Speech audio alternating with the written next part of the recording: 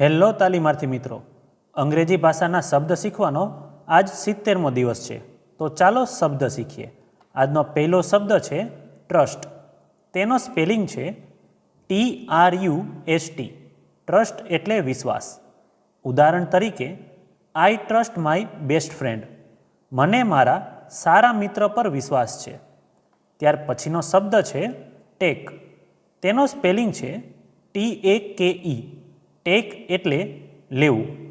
ઉદાહરણ તરીકે, please take your seat. કૃપા કરીને તમારી સીટ લો. ત્યાર પછીનો શબ્દ છે રિગાર્ડ્સ. તેનો સ્પેલિંગ છે REGARDS. રિગાર્ડ્સ એટલે શુભેચ્છાઓ અથવા તો આદર સાથે.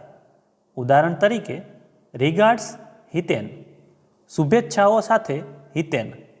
ત્યાર પછીનો શબ્દ છે રિવીલ. તેનો સ્પેલિંગ છે REVEAL.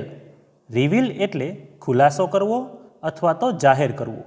ઉદાહરણ તરીકે, હી રિફ્યુઝડ ટુ રિલીવ ધ સિક્રેટ. તેણે રહસ્ય જાહેર કરવાની ના પાડી. ત્યાર પછીનો શબ્દ છે મેન્શન. તેનો સ્પેલિંગ છે MENTION. મેન્શન એટલે ઉલ્લેખ કરવો. ઉદાહરણ તરીકે, please mention your name here. કૃપા કરીને અહીં તમારું નામ ઉલ્લેખ કરો. તો મિત્રો, આજે શીખેલા 5 શબ્દો આ રીતે હતા. ટ્રસ્ટ એટલે વિશ્વાસ કરવો, ટેક એટલે લેવું, રિગાર્ડ્સ એટલે આદર સાથે, રિવીલ એટલે ખુલાસો કરવો અને છેલ્લે મેન્શન એટલે ઉલ્લેખ કરવો. તો આવી જ રીતે ITIની અને જોબની અપડેટ માટે આ ચેનલને સબસ્ક્રાઈબ જરૂર કરજો.